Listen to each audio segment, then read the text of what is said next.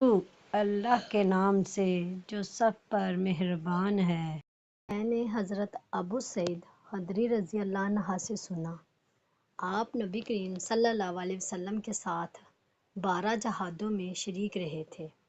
انہوں نے کہا کہ میں نے نبی کریم صلی اللہ علیہ وآلہ وسلم سے 4 باتیں سنی ہیں جو مجھے بہت ہی پسند آئی۔ آپ نے فرمایا تھا کہ کوئی عورت 2 دن یا اس سے زیادہ کے اندازے کا سفر اس وقت تک نہ کرے جب تک اس کے ساتھ اس کا شوہر یا کوئی اور محرم نہ ہو، اور عید الفطر اور عید الاضحیٰ کے دنوں میں روزہ رکھنا جائز نہیں ہے، اور صبح کی نماز کے بعد سورج نکلنے تک اور عصر کی نماز کے بعد سورج ڈوبنے تک کوئی نماز جائز نہیں، اور چوتھی بات یہ کہ